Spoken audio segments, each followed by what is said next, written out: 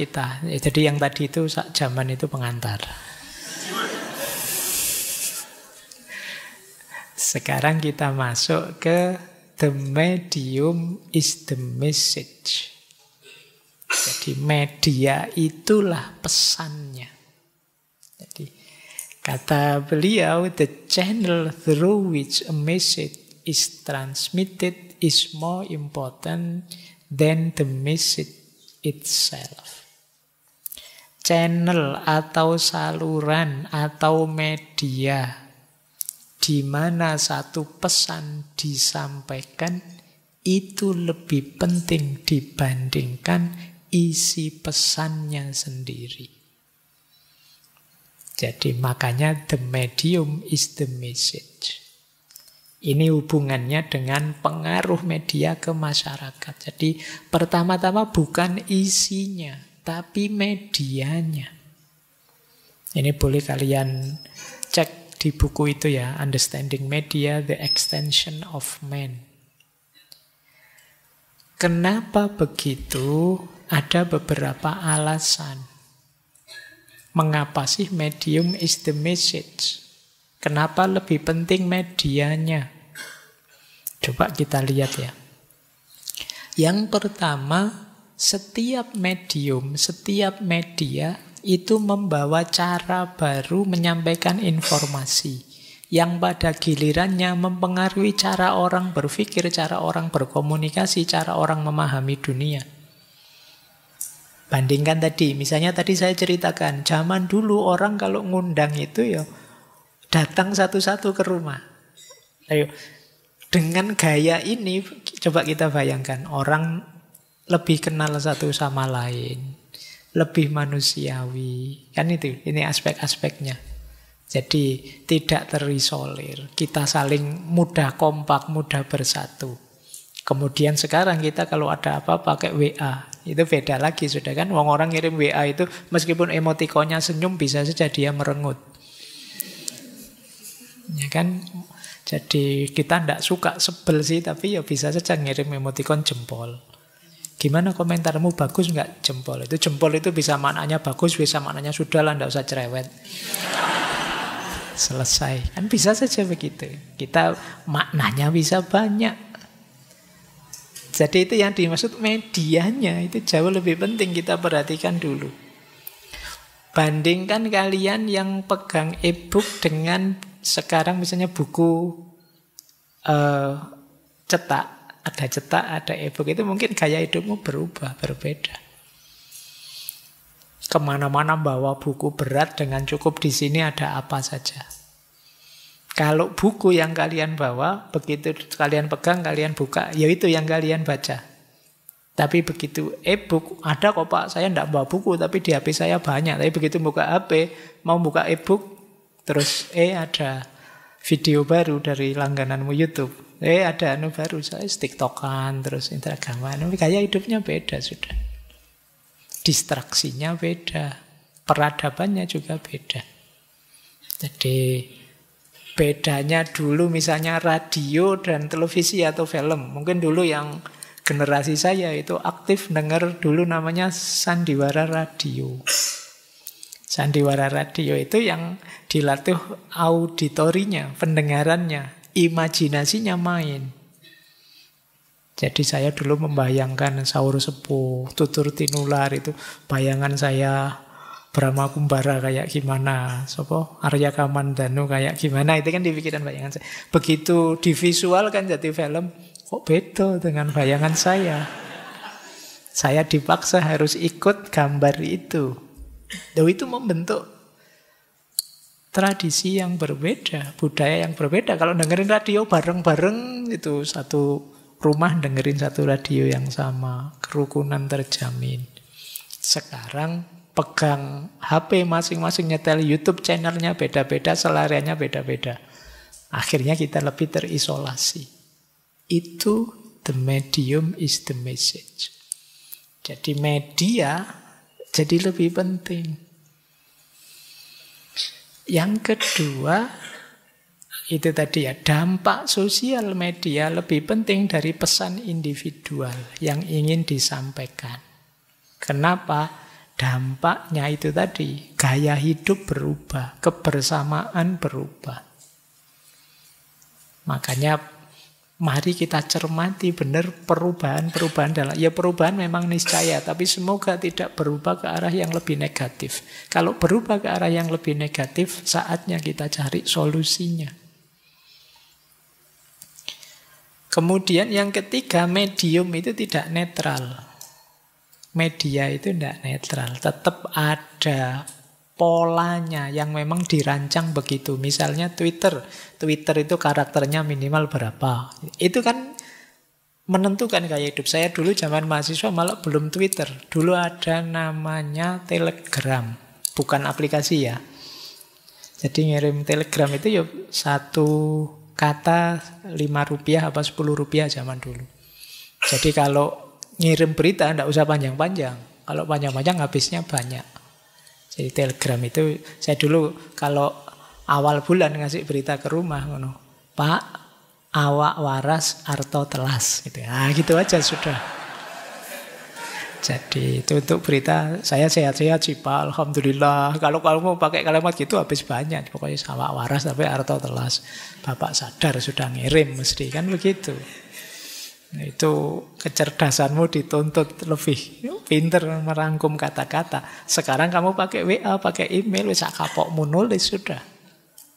Kan berbeda caranya. Jadi itu yang dimaksud medium is the message.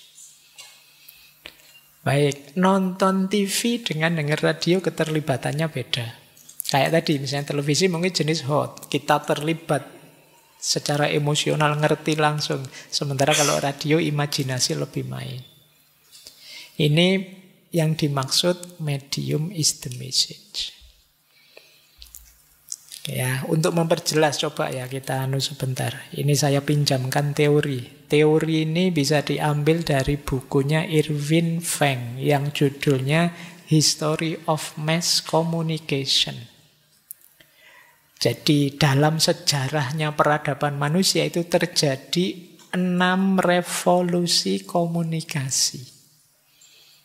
Ini mempengaruhi hidup manusia. Itulah nanti kalau kita sambungkan medium is the message, ini jadi make sense, masuk akal. Coba kita baca singkat pelan-pelan ya. Semoga nanti ada waktu kita bahas buku ini. Peradaban kuno sekitar 3000 sebelum Masehi terjadi namanya Writing Revolution. Writing Revolution itu dari tradisi lisan menuju tradisi tulisan. Kita kenal hieroglif, kita kenal piktogram, itu sekitar 3000 sebelum Masehi. Jadi gambar-gambar di gua itu kan awal tradisi tulis. Berarti orang mulai sadar untuk menyimpan informasi jangka panjang. Setelah sebelumnya tradisinya tradisi lesan. Gaya hidupnya pasti juga berubah. Kemudian abad 15 mulai muncul mesin cetak. Gutenberg. Ini juga lebih dahsyat lagi revolusinya. Dengan adanya mesin cetak, orang pinter bisa dilipat gandakan banyak. Bayangkan zaman dulu ya, ilmu itu ditransmisikan dengan lesan. Kamu tak ijazahi ilmu ini ya, nanti gurunya mengijazahkan lagi. Jadi sampai ada, kalau dalam sejarah Islam itu ulama-ulama yang melakukan perjalanan hampir seumur hidup untuk mencari ilmu. Harus ketemu langsung dengan ulamanya. Tapi begitu lahir mesin cetak, ilmu bisa ditulis di kertas, digandakan dengan sebanyak yang kita suka.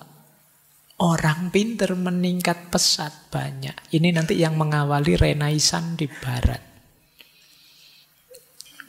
Jadi kalian bisa baca buku, bisa menggali sendiri karena banyak referensi bisa kalian akses langsung.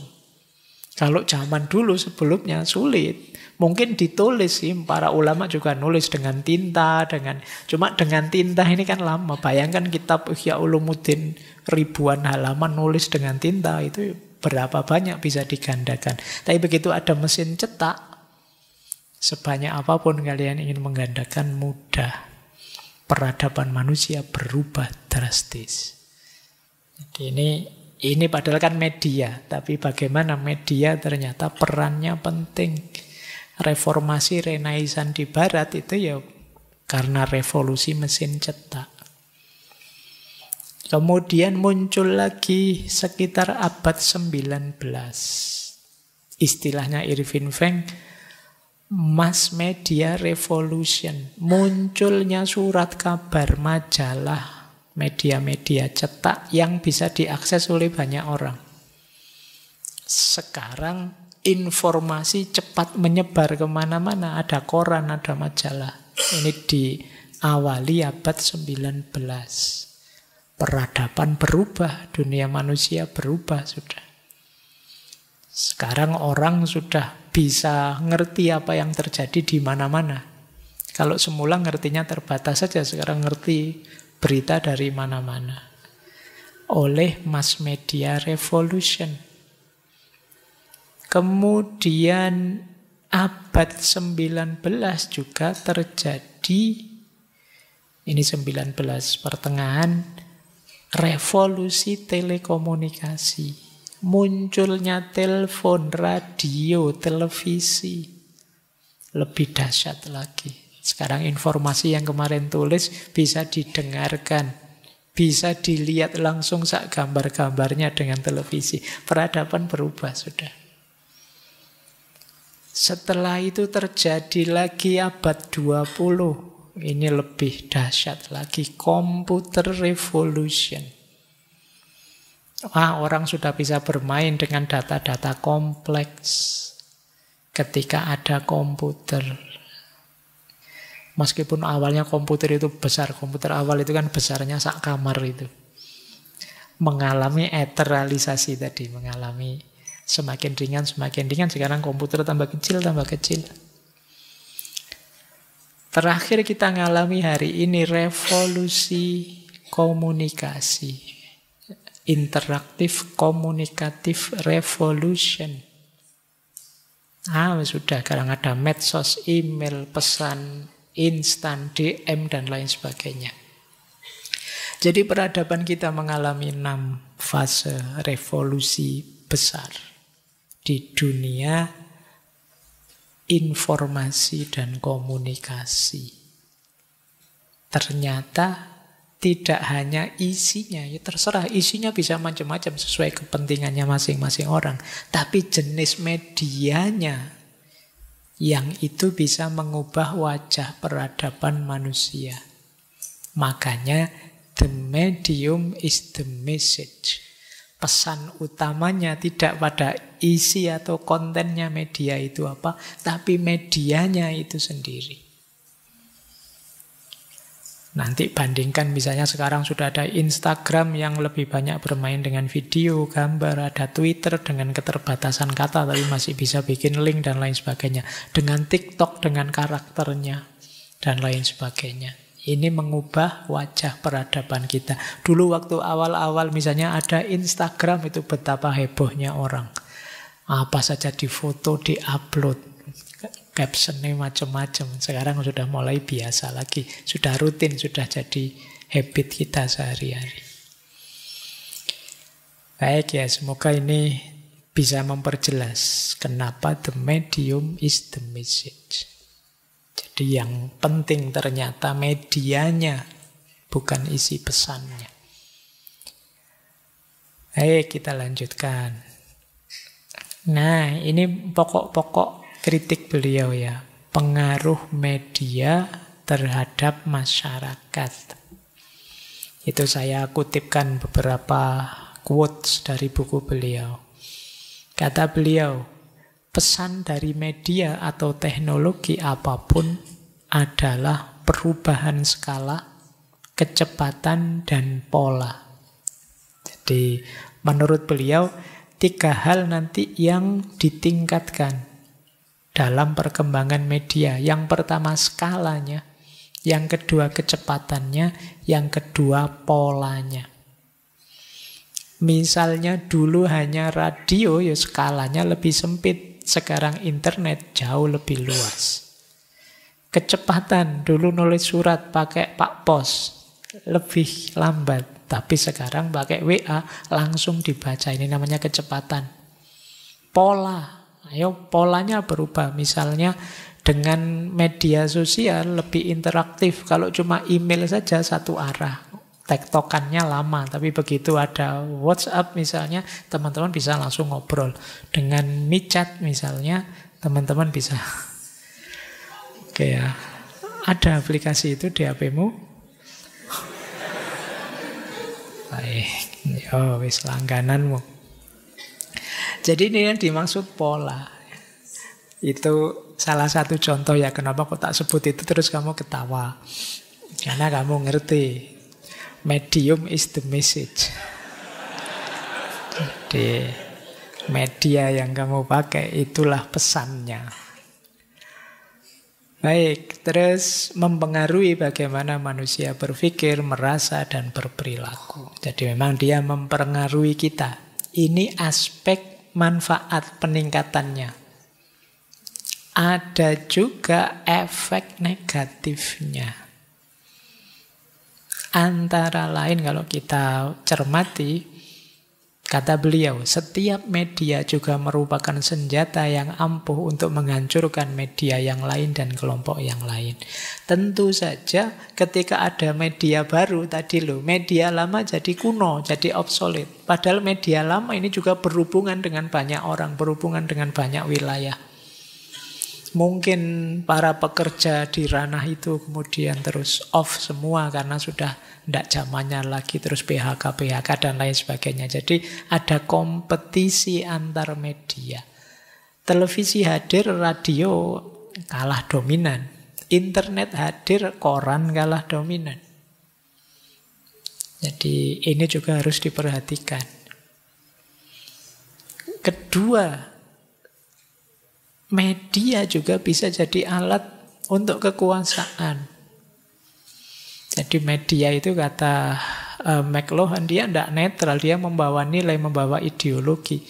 Channel TV ini yang punya siapa? Oh, yang punya kelompok ini. Ya tentu saja isi beritanya akan memihak kelompok ini dan mengkritisi kelompok yang lain. Ini media jadi alat kekuasaan. Kalian tidak usah kaget misalnya medsos tertentu memblokir konten-konten yang ngeritik Israel misalnya. Ya tidak usah kaget, ya memang media itu tidak netral. Jadi dia bisa jadi alat untuk propaganda atau alat untuk menjatuhkan. Dia bisa alat untuk mempengaruhi, juga bisa alat untuk memarginalkan. Ini pengaruhnya media. Belum lagi yang terakhir itu perang informasi. Perang informasi itu ya sekarang banyak orang bikin hoax. Banyak orang bikin berita palsu, manipulasi informasi. Tidak salah sih, tapi di frame sehingga rasanya yang positif bisa jadi negatif. Misalnya apalah, ngaji kayak gini, kamu foto minuman saya saja. 2 gelas ini, terus kamu kasih caption, Pak Faiz itu serakah sekali. Wong yo gitu. 1 orang saja minta minumannya 2 gelas ini. Terus kamu tulis, itu pun sering tidak dihabiskan, apa tidak mubazir. Padahal mubazir itu temannya setan. Wah, berarti Pak Faiz itu temannya setan memang. Nah, ini captionmu bisa begitu. Dan kamu kan tidak salah kalau ngomong begitu, karena kamu frame bagian ininya saja. Kamu tidak bertanya latar belakangnya, asal-usulnya, dan lain sebagainya. Oh, hari ini begitu sudah polanya. Jadi kalian selalu akan memframe peristiwa, wacana, apapun itu sesuai keinginanmu. Itu yang oleh Sartre kan sering disebut, kita itu sebenarnya mencari gema saja dari suara kita. Jadi yang cocok dengan kita, yang tidak cocok kita singkirkan. Ini pengaruh media. Ini efek. Ada lagi efek. Our technology force us to live mythically. teknologi hari ini, teknologi informasi hari ini membuat kita, memaksa kita untuk hidup secara mitis. Kita itu hari ini dikelilingi mitos-mitos. Apa sih yang dimaksud mitos itu? Mitos itu ketika ada kisah, cerita, narasi yang sifatnya dramatis, kadang bombastis, yang kita percaya begitu saja tanpa kita uji kesohihannya. Itu mitos. Dan kita tiap hari ketemu itu. Gambarnya sih biasa, tapi begitu dikasih caption apa, yang caption ini narasi-narasi yang cenderung mitologis, terus kita percaya. Karena itu tadi cara menyampaikannya biasanya dengan bingkai tertentu, dengan narasi tertentu yang dramatis, emosional. Misalnya, kembali ke sini ya, contohnya saya saja, kalau contohnya kamu nanti bingung. Misalnya minuman ini tadi, terus ada, wah kemarin itu yang Pak Faiz minggu lalu ngaji kan minumannya ndak habis, terus saya minum.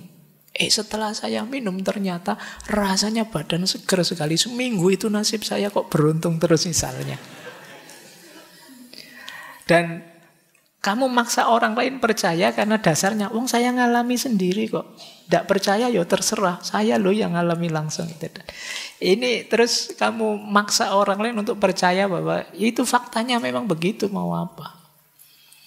Dan banyak model begitu kita alami tiap hari. Orang lain memaksa kita untuk percaya yang dia sampaikan dengan narasi-narasi, mungkin ditambahi gambar, ditambahi grafis apa, ditambahi info apa yang di-frame sesuai kepentingannya dia. Dan kita dipaksa untuk percaya. Itu yang kata McLuhan, kita hari ini, our technology force us to live mythically. Kita dipaksa hidup dalam mitos-mitos sesuai keinginannya orang yang bikin konten. Jadi mungkin orangnya sangat benci seseorang atau sekelompok orang. Tiap hari dia memproduksi cerita, mendramatisir fakta, didramatisasi padahal itu sebenarnya biasa saja, tapi didramatisasi sedemikian rupa sehingga rasanya luar biasa dan kita dipaksa untuk percaya. Pada akhirnya kita ya percaya. Ini namanya kita hidup dalam mitos-mitos. Kita sulit membedakan mana opini, mana fakta. Yang nyebar, yang tadi dia bilang, ini fakta loh. Nomor 1, nomor 2, nomor 3. Seolah-olah itu fakta, padahal itu opininya dia. Mungkin fakta, tapi fakta yang di-frame. Fakta yang dilihat bagian yang sesuai kepentingannya dia saja. Nah, di titik ini teman-teman harus cerdas ya, harus terliterasi. Kita sering tertipu di situ. Jadi teman-teman sering kegocek di argumen-argumen, pembuktian-pembuktian yang sifatnya framing. Jadi kita hari ini sulit sekali membedakan antara fakta dan opini. Karena opini ditampilkan sebagai fakta. Didukung oleh fakta-fakta yang sudah dipotong sesuai keinginannya yang menyampaikan berita. Nah, ini harus mulai latihan ya sekarang biar tidak mudah tertipu. Baik, sekarang kita lanjutkan. Jadi efeknya banyak karena di buku-buku beliau ini efek-efek dari media terhadap masyarakat. Ada lagi, sekarang kita potong satu-satu ya efeknya. Kata beliau begini, salah satu dampak hidup dengan teknologi informasi adalah kita terbiasa hidup dalam overload informasi. Selalu melebihi yang bisa kita kelola informasi tadi. Hari ini banyak orang yang kelebihan informasi, yang lebih itu yang dia tidak bisa mengelolanya. Apa saja dia tahu, tapi dia tidak bisa mengelolanya. Ini pengetahuan tentang apa, levelnya apa, konteksnya apa. Ini agak mengkhawatirkan kalau kalian tidak bisa mengelola informasi yang ada. Kadang-kadang kan kita hari ini kemasukan informasi, kemasukan wacana, kemasukan isu yang kita sebenarnya tidak bidangnya di situ. Akhirnya apa? Ya pokoknya kita percaya saja, wong kita tidak ngerti. Misalnya karena kita tidak ngerti agama, tiba-tiba ada konten yang bilang, oh, orang yang melakukan ini itu hukumnya ini loh. Itu kita tidak bisa cross check, wong kita bukan ahlinya. Akhirnya kita percaya saja, wong di situ ada kata-kata Al-Qur'annya, ada kata-kata para ulamanya, terus kita, wah ini mesti benar ini. Nah, kita dapat informasi itu dan kita tidak bisa mengelolanya. Itu sama kayak sering saya ceritakan ya, ada satu forum diskusi ketika tiba-tiba seorang anak SMP tanya pada saya, Pak Faiz, mbok tolong saya pingin segera bisa bersatu dengan Tuhan. Wahdatul wujud. Nah yuk. Itu tak tanya, kamu ngerti di mana istilah wahdatul wujud? Loh, saya dengerin YouTube itu Pak banyak tentang wahdatul wujud. Jadi informasi itu masuk ke dia, tapi dia tidak bisa mengelolanya, memang belum kapasitasnya. Dia tidak tahu itu levelnya apa, konteksnya apa, ada di mana. Ini PR ya buat kalian. Hari ini banyak di antara kita yang sok tahu. Informasi masuk dan kita merasa ahli di situ, terus ikut komentar, ikut. Maka kritiknya McLuhan, ayo kita sekarang dibanjiri informasi yang jauh lebih banyak yang kita tidak bisa mengelolanya. Dan ini bisa jadi masalah. Ya, ini efeknya. Ini silahkan teman-teman nanti ya mulai latihan untuk levelnya upgrade di sini. Yang memang tidak paham, pending dulu, sisihkan dulu, taruh di sudut mana dulu. Jangan nekat. Apalagi informasi yang tidak penting itu sudahlah. Bila perlu dibuang juga tidak apa-apa. Kok wong yo tidak penting. Siapa artis yang mau kawin, siapa artis yang mau cerai, siapa yang selingkuh. Oh itu apa? Kemarin ada berita selingkuh digerebek Pak. Wah kemarin itu kayak gitu dianu dulu saja. Anggap hiburan saja. Tapi yang penting-penting, yang memang kalian paham, bisa mengelola, bisa kalian pahami dengan dalam, itu yang kalian fokusi. Harus mulai bisa punya prioritas. Ketika ada informasi masuk, oh ini nanti dulu lah, saya tidak paham ini juga tidak apa-apa kok. Aku tidak ngerti ini juga tidak masalah kok. Kalau ini urusanku, ini saya bidangnya ini, saya harus lebih ngerti ini. Saya kuliahnya hukum ini, oh ini masalah hukum ini, saya harus mendalami ini. Oh ini tentang fisika, ini saya tidak terlalu paham fisika. Menarik sih, tapi nanti dulu. Kalau yang pokok-pokok sudah beres, ini dulu. Kalian harus sudah mulai ngerti itu. Jangan semua informasi kalian masukkan. Kalau kalian tidak bisa mengolahnya, dipending dulu. Ya kayak yang sering saya ceritakan ya, pakai triple filternya Socrates. Jadi, apakah ini pasti benar? Apakah ini baik? Dan apakah ini penting? Kalau tidak penting, dipas saja. Wah ini luar biasa infonya, ini pasti benar tidak?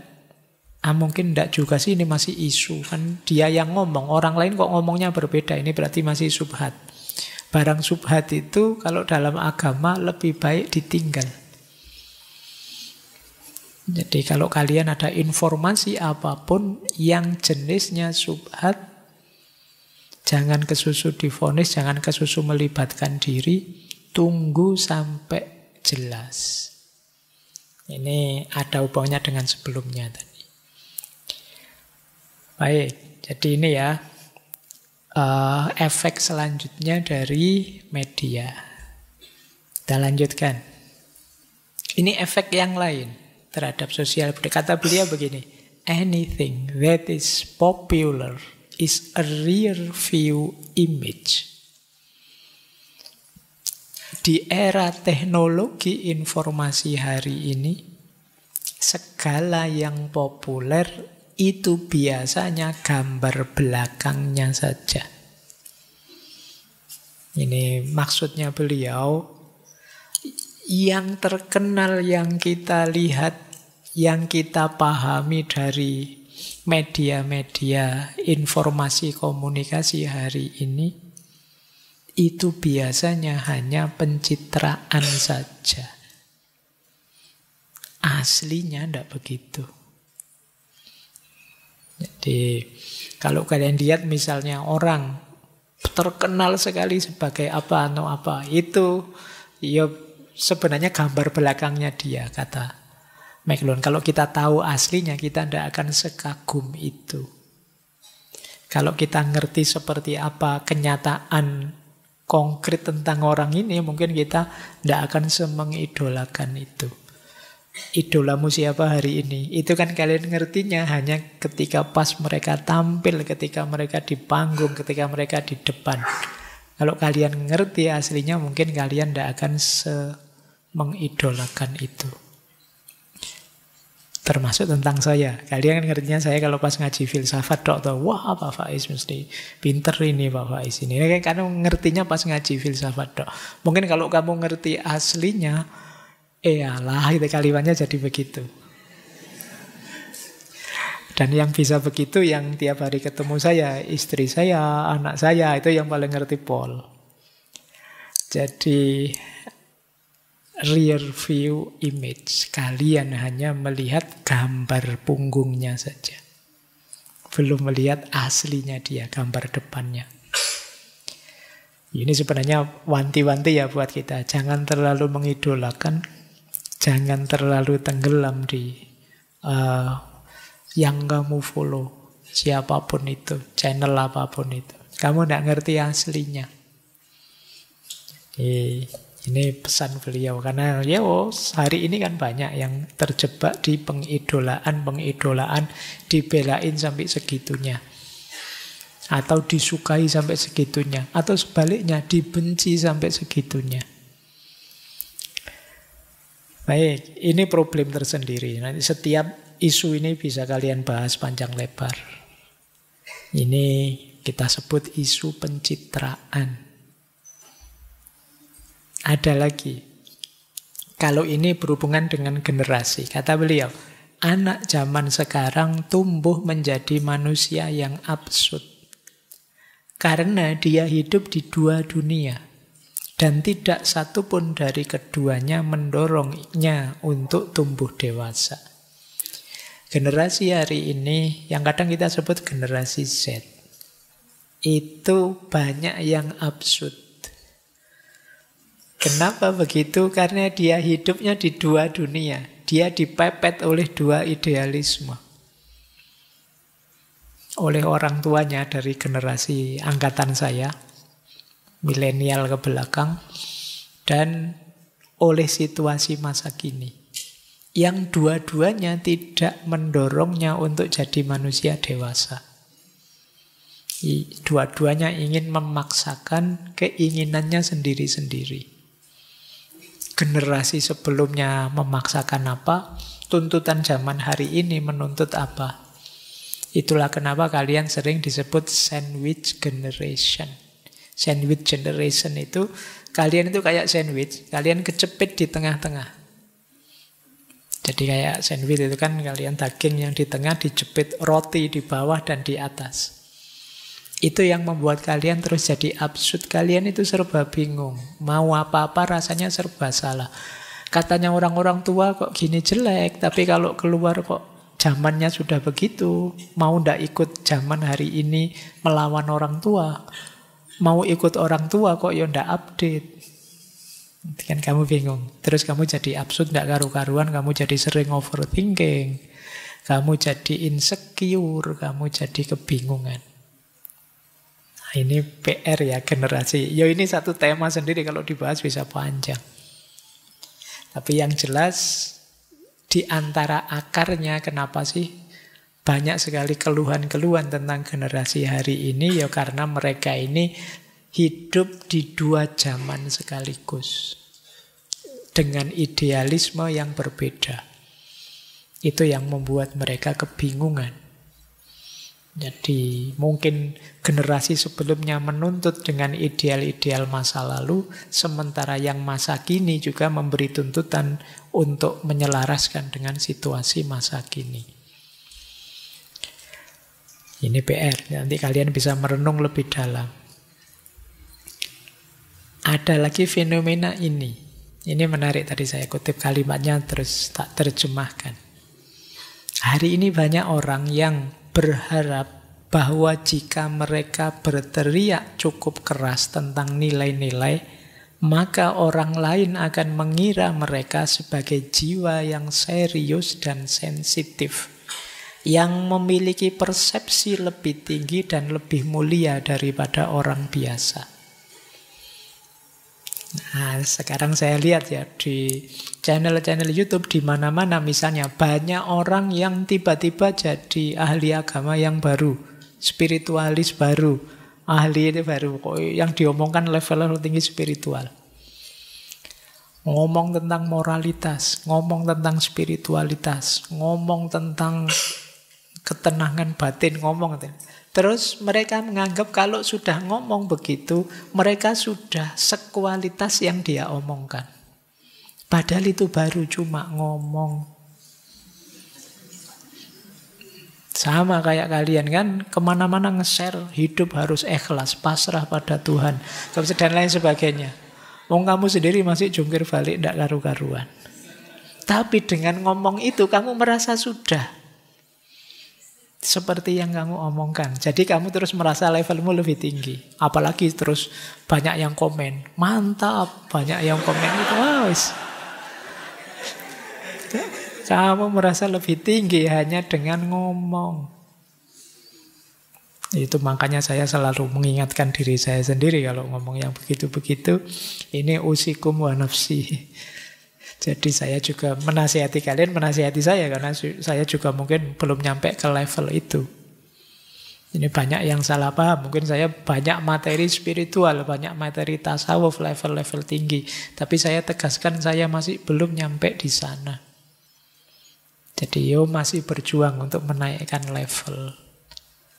Bareng-bareng kita. Makanya kalian, sering saya sebut kalian teman belajar saya.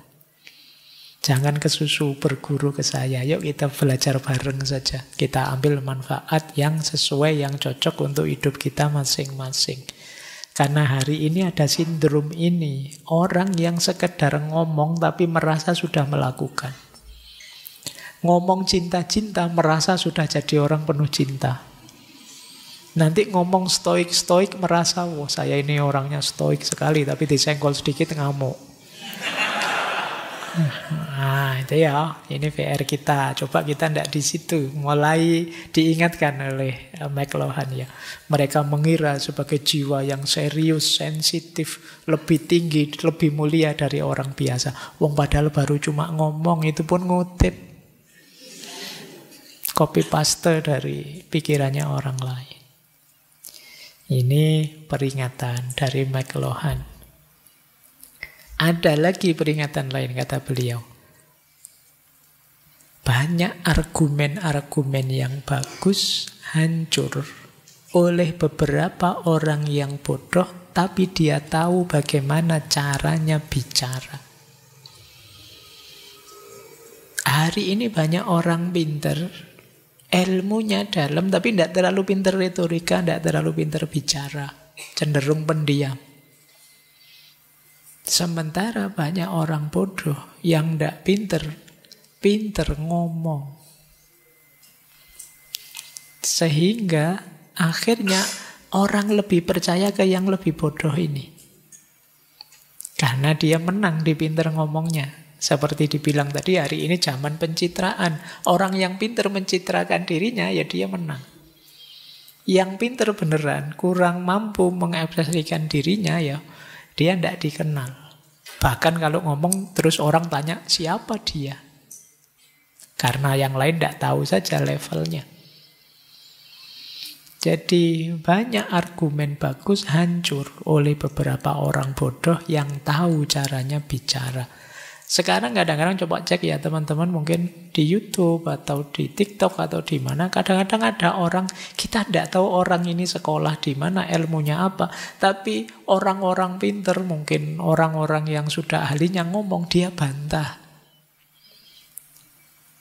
Dan mungkin alasannya masuk akal. Terus banyak yang setuju pada bantahan itu. Padahal kita tidak tahu siapa orang yang bantah ini. Jangan-jangan dia iseng saja, hanya karena pinter nyari sudut lemahnya saja. Terus orang yang sangat ahli ini terus dianggap salah.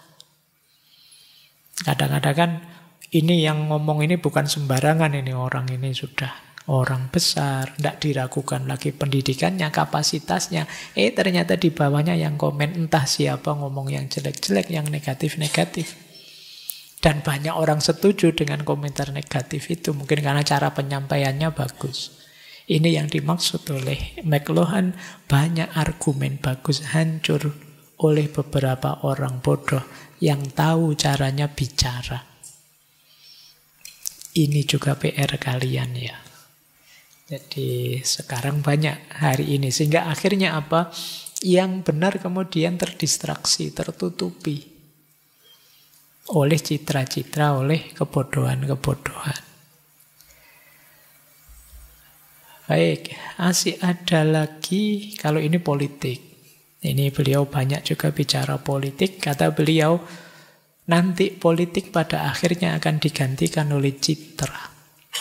Politisi akan dengan senang turun tahta demi citra. Karena citra akan lebih kuat daripada yang bisa dia lakukan. Jadi besok itu kekuatan citra akan luar biasa. Oh, ini beliau dicitrakan merakyat, itu luar biasa. Beliau dicitrakan pembela keadilan, itu luar biasa. Beliau dicitrakan sangat peduli dengan rakyat miskin. Ini citra-citra. Dan besok para politisi itu, kata beliau, akan berjuang ke sini. Jadi perjuangan meraih kekuasaan adalah perjuangan membentuk citra. Dan itu yang mulai, ini kan lama nulisnya beliau, dan ternyata mungkin sekarang banyak terbukti. Kadang-kadang ada orang yang secara sengaja merendahkan dirinya demi citra. Tidak apa-apa saya kehilangan jabatannya. Apa sih jabatan itu? Wah, terus orang kagum semua. Wah, hebat sekali orang ini. Yuk kita pilih dia. Nah, ini yang dimaksud oleh McLuhan. Jadi banyak orang yang, banyak politisi yang dengan senang hati turun tahta. Tapi turun tahtanya dalam tanda petik. Dalam rangka apa? Meraih citra. Bagi saya jabatan itu dunia. Saya ngalah saja, monggo saja yang mau. Wah, terus orang kagum semua. Wah, luar biasa orang itu. Harus kita pilih orang seperti itu. Terus naiklah dia. Begitu punya kekuasaan, kita kaget. Lu kok beda sama dulu. Ini yang dimaksud peradaban citra.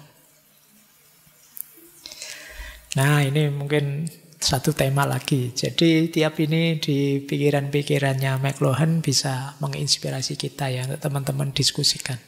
Satu isu panjang. Tapi paling tidak yang beliau sampaikan menyadarkan kita bahwa selain fasilitas-fasilitas kemudahan dari teknologi, kita juga ada banyak PR yang harus diselesaikan. Masalah mungkin tidak kita sadari karena kita ada di dalamnya. Kata McLuhan, we don't know who discovered water, but we know it wasn't the fish.